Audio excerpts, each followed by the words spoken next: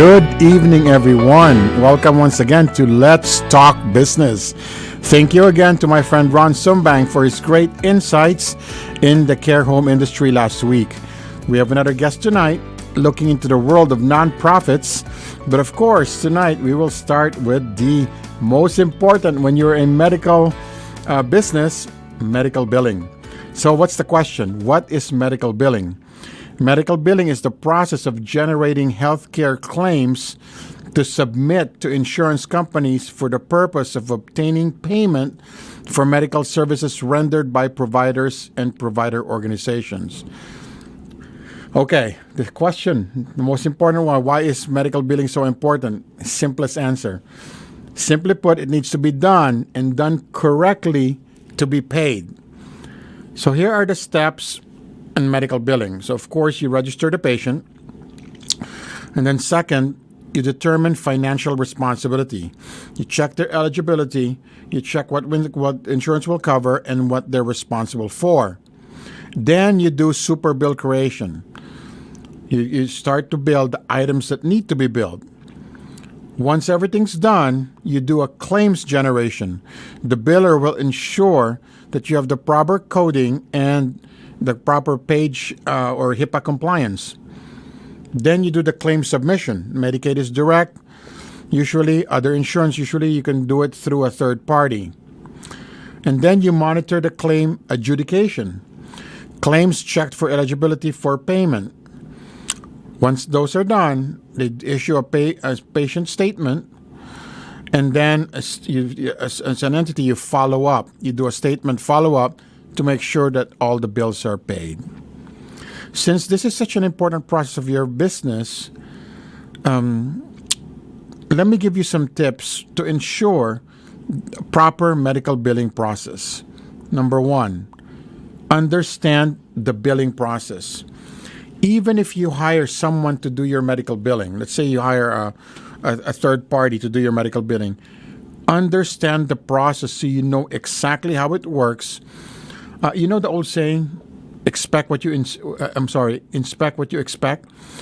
Well, it's hard to inspect if you don't know what you're inspecting. So know the whole process. So you can always look at it.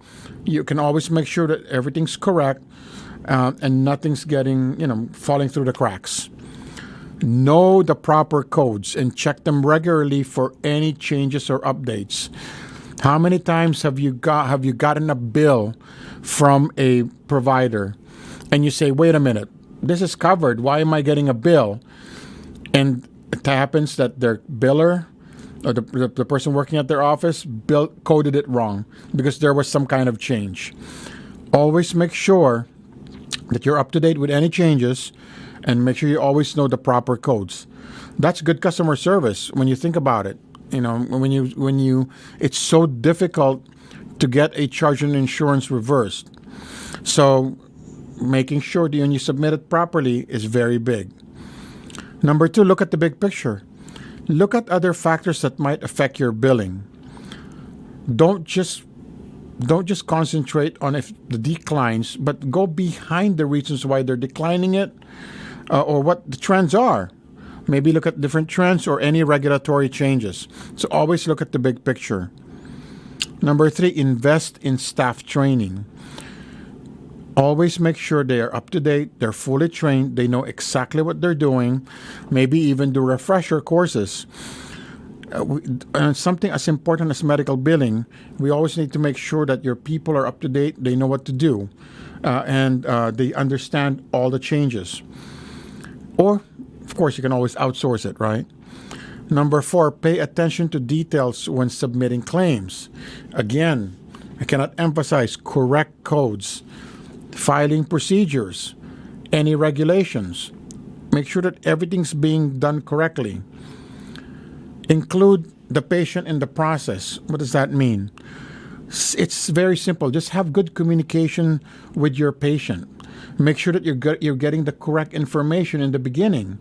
And it's always easier to fill out the correct paperwork when you have the right information than trying to change it later on. And it's also hard to chase patients for information once they've left your office. So make sure you get everything correctly, good communication, you explain to them the process so they fully understand, and then before you submit. Use technology. Number 6, use technology to its full potential. When you buy a claims program, for example, make sure you know how to use every capability of that program. Don't just use half of it. You're shortchanging yourself. Learn. Or if you're having somebody in your staff do it, have them learn. Don't be afraid to call that vendor. Hey, explain this process to me, even if you have to do it multiple times. The most important thing is you're comfortable with it. Number 7, know your carriers well. Not only that, make sure you have contacts with each one of them. Always know their procedures correctly. Again, it's so important, submitting it correctly the first time. Develop relationships with the people that you can actually talk to and help you if you have any questions. It's very different calling a 1-800 number that you don't know versus somebody that you can really call and have a relationship with. It goes a long way. Number 8, understand any new changes, especially in an emergency. Look at the pandemic. A lot of the medical billing changed during the pandemic. There's so many different codes, or for if it's COVID-19 related. Always be prepared for that. Be very flexible, and make sure you understand the process. 9, consider outsourcing to a reliable and reputable billing company. This is probably for the people that don't want to deal with it, or don't want to hire staff to do your medical billing. Outsourcing is fine. Just make sure you do all your due diligence in finding the right one. Get referrals, get recommendations, do your research, find out different things. There's a lot of things that you can find out, especially with word of mouth. Ask other people that have used them. Ask for references. So make sure that they are a good, reputable company. There you go. Medical billing, very, very important. That's how you get paid. So please make sure to do all of those things. All right, we're going to go into our first break. When we come back, we're going to meet our guest for tonight, and we're going to delve into the nonprofit medical world. All right, we'll be right back after these messages.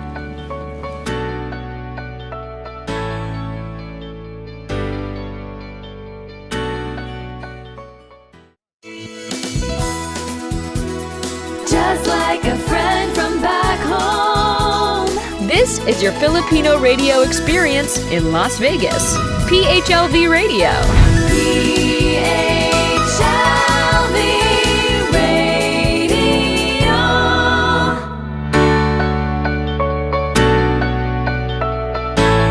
Welcome back. So tonight, we are joined by a very special guest, a very good friend of mine. She is the president and CEO of the Collaboration Center Foundation. Ladies and gentlemen, please welcome Lynda Tache. Hi, Lynda. How are Hi, you? Sonny. I'm doing great. Thank you so much for having me here today or tonight. No problem. Well, I asked Lynda to join us for 2 reasons. Now, of course, it's a business show, so she's going to talk about challenges and maybe give us an insight on how to start a nonprofit. But the more important reason why I really asked Lynda to join is to talk about the Collaboration Center Foundation. It is truly a gift to the community. It's such a huge resource for families and children in our community, and I'll let her explain that. So Lynda, please, let's start by telling us about Collaboration Center Foundation. Please tell us the services that you offer and how it helps the community. Absolutely. So I'm just really honored to be a part of this project. I'm actually the co-founder of this wonderful, wonderful nonprofit. And, my son has autism. So I have raised, he's now 20 years old. So I have raised an individual with multiple disabilities for a lot of years in our community. So I have personally seen and experienced the troubles and the challenges and trying to find services services and, getting the support needed so I don't feel so isolated and hopeless. So really, that's been kind of the driving force to do what we've done today. What I really love about the Collaboration Center Foundation is that we are, how would you say this? We are interdisability. So we are disability inclusive. So we don't just serve autism. We don't just serve Down syndrome. We don't just serve cerebral palsy or dyslexia. We basically are bringing all of these disabilities together because the parents and the families, they experience the same challenges, right? And a lot of the services are the same types of services as well. So what we did is because of this wonderful donor, we were able to acquire a 5-acre campus here. So we have lots of space. It's an old horse ranch. We don't have horses because there's a lot of humans that we need to be serving. But really what makes us unique as well as having all of these disability organizations working together is that we serve the whole lifespan. So we start from early intervention all the way through transitioning into adult and as old as, someone is, gets to be, we're there for everyone. So that's really how we're unique. So what we do is we have multiple providers and nonprofits and agencies, government agencies that will be working on the property. So some of the services that we offer, we're going to have a developmental preschool for that early intervention. We also are going to have one of the largest autism diagnostic clinics because there's thousands of individuals on wait lists right now. So we're going to help with that. We're also going to be offering speech therapy, occupational therapy, physical therapy, and behavior therapy as well. The other piece is that really, the wraparound piece of it and the education piece is so critical, especially after COVID. Everyone, especially people with disabilities, have been left so far behind. So we do have some education classrooms that will help children get back into the school setting, and that will be part of what we offer. We also have a family event area that's going to have a movie screen and going to have a little playground so that families can come and just enjoy the campus and the property. We'll also have a tortoise habitat, and that way, the children can come and feed the tortoises and get some life skill responsibility, and then also a working garden. So in addition to that is that we're also going to have a grab and go cafe and also a recreation game area that, siblings and family members can just sit and relax and enjoy themselves on the campus while their children are getting services, because most of the time families have to sit in like a sterile, medical office, right? And really it's not, it's not fun and it's not enjoyable. So we're really trying to create this destination for these families to just come, have a wonderful experience. It's healing, holistic, and, just really something that the kids enjoy coming. And what we're noticing too, Sonny, is that because of the really supportive and healing environment that all these services are in, these families are having greater outcomes for their children and even themselves. And I think, most importantly, we can't forget the mental health component as well, which is so overlooked with all disabilities. So we do have a clinic on site that is going to be a health clinic with family medicine, pediatrics, psychiatry, and also some, heart services and gastroenterology. So again, we're just creating the largest one-stop shop in the state of Nevada for our disability community. It's the perfect word that you said there in the one-stop shop. And one of the reasons why I know that it's so important and how it works in your Collaboration Center Foundation. There was a young lady who was looking for resources that stumbled into our chamber about a year ago. And I forget what they were looking for. I think they were looking for like a family clinic. And the mom spoke very little English. And they came in by accident. They thought we were the resource center. So they've already been looking. So we said, okay, sit down. We'll try to make some phone calls from you. we spend the next hour being transferred to different places. Linda, tell me, I know you provide this wonderful service. Yeah. What are some stats, or give us some examples of why Collaboration Center is so important, especially for a family that's looking for resources out there? Absolutely. So first of all, I'll talk from personal experience, right? Is that, it is just, it's so overwhelming, right? When you're looking for services or you need a diagnostic, you need something, you need help. It's so overwhelming, and it's really hard sometimes to navigate, right? The systems of care. So that's the first challenge, is that it's hard for families, especially if it's a new diagnosis, or they're just new, right, to the community. Let's say they just moved here from out of state, they don't know what they don't know what's here. So it's overwhelming enough when you can't find the support. And then the second part of it, what you just mentioned, is that the systems sometimes have so many barriers that it's even hard to get in contact with someone, right? Or you leave a message and then they call you back and you miss the call, and they leave a message, and then before you know it, life gets in the way, and then weeks and months go by, right? And you're just struggling. So one of the pieces that I didn't mention that is so critical to the Collaboration Center Foundation is our case management and care coordination program. So Pathways is the program that really ties everything together to help families. We hold their hand, we get them all the services, we guide them, we hold their hand, we guide them. They feel like they have support and hope, to get what they need. And it can be as much as like a support group that they need that's either on campus or off campus, or let's say they need some food assistance, right? TANF money. I mean, so it goes above and beyond even the services for the disability itself, is that they need different supports just to make sure their family can provide these services for them.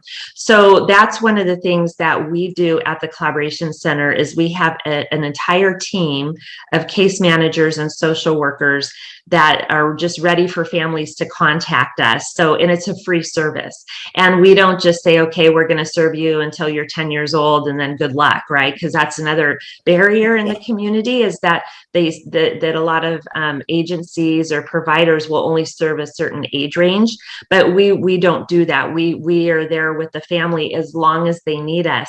And so, just knowing that service and opportunity is there to call and take advantage of, I think really just makes the families feel really, really good. And getting to your point of, spending hours trying to get in touch with someone, we know the community. We have these personal relationships with the doctors, with the providers, with the agencies. So if somebody is having a challenge, if an individual or family member is having a challenge getting in touch with these people, we can pick up the phone and we can say, hey, we referred this person to you and they haven't connected with you yet. So we also can speed up that process and escalate it. Exactly. We're here to follow up to make sure they don't fall through the cracks. Now, not a lot of people know this, but as somebody who has started not one, but two such important nonprofits to grant a gift, as yours as well, you started. Can you describe or share with the audience what inspired you to start this? Sure. Yeah. Yes. Yeah. So the first nonprofit, like you mentioned, that I started was Grant to Gift Autism Foundation, and it's named after my son Grant. So I think that tells you a lot what inspired me. But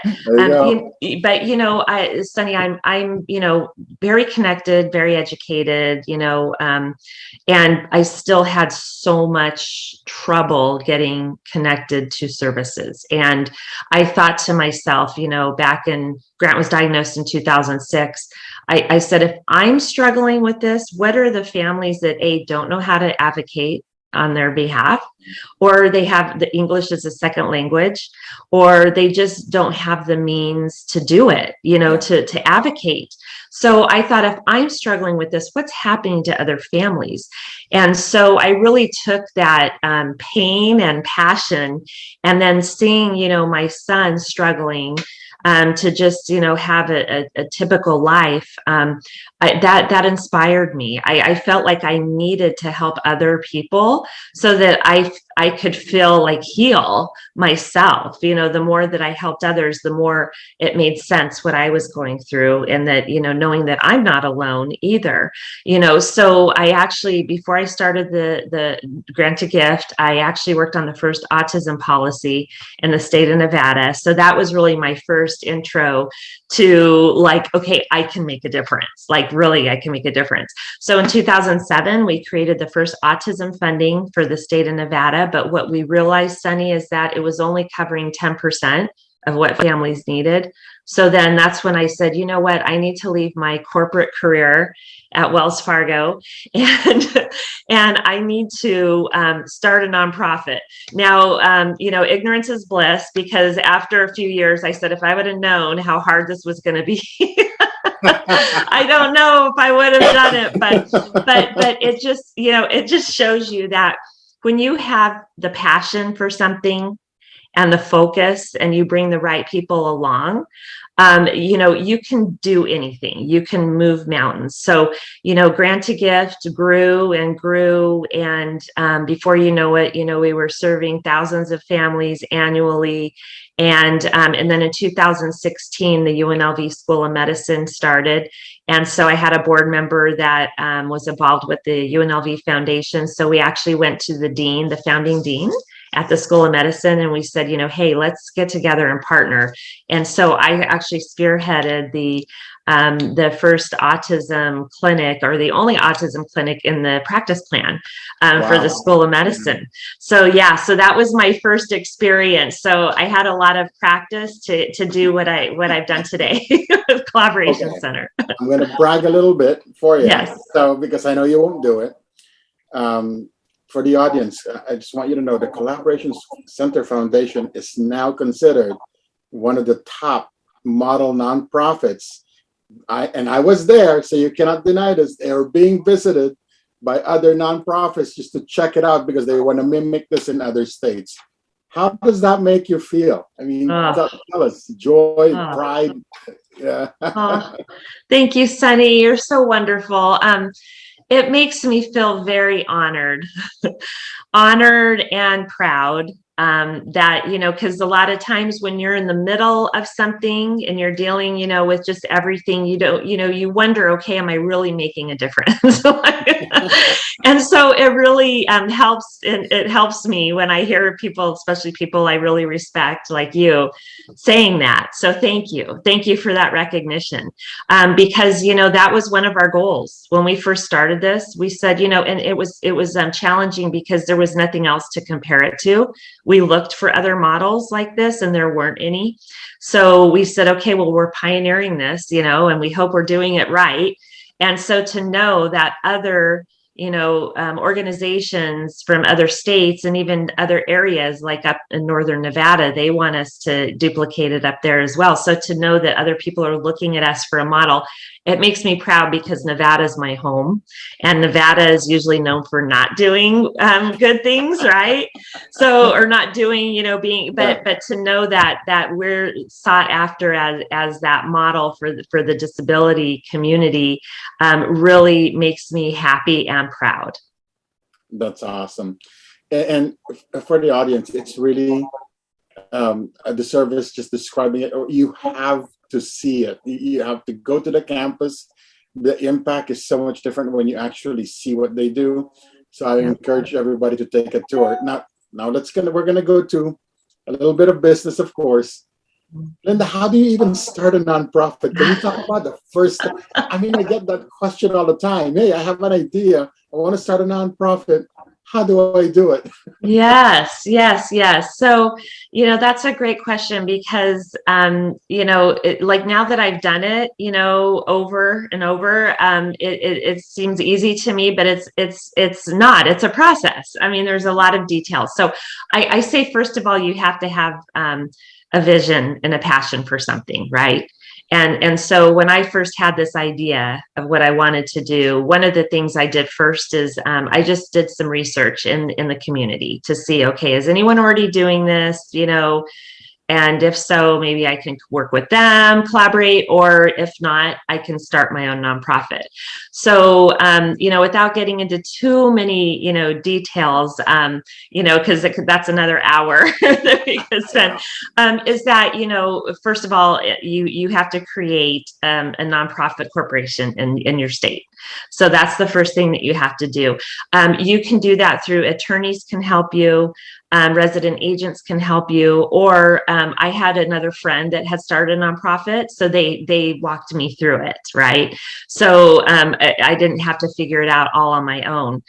She was so generous and volunteered her time to help me. She didn't charge me for it, but she showed me, and so I started the nonprofit corporation. Then you have to, do all the things, get the bank account, get your bylaws, your articles, and then once all of that's put together, in your business plan, then you can submit your 501c3 application. And that's really the application that gives you that tax exempt status so that people can donate to your organization with tax deductible gifts. How long does it take now to get that from the IRS, for example, when you apply? It was when I went through it the first time in 2008 or 2009. It was a long process. When we did Collaboration Center in 2019, literally it came back in 3 months. Wow, okay. It came back, but that was because we did it right. So what can cause delays is if you don't fill out everything right, or it's not complete, or they don't understand it. It's confusing. So it can be kicked back many times, right? So the key to getting it so quickly is that you need to make sure that you have everything filled out the right way, and that it all, makes sense. It all, comes together. And then, your bylaws look good, your articles look good, your budget looks good, and then it gets through really quick. Gotcha. So for somebody who's looking to open one, are there, like for example, if you want to open your own business, you can go to SBDC. There's a lot of different resources that you can go to. For a nonprofit, is there a specific one, or are those same resources, do they also help nonprofits? Yeah, so there's and again, I did it kind of, an untraditional way. I have a business background as well, so that helped me. Yes, But I would say, find people that have done it already. I don't find a lot of I don't know of formal SBA or business services. It's mostly attorneys that can do it.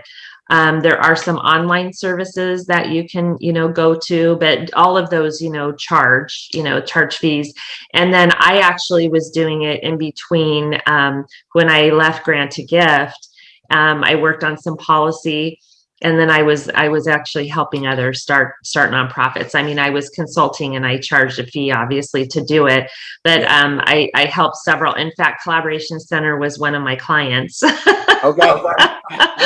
They wanted me to do their business plan and help them with their 501c3. And when I started creating it, and I was putting in these things that I always wanted to see happen, and I started recruiting, helping with board members. And then they're like, well, Lynda, if you run it, so I'm one of the co-founders.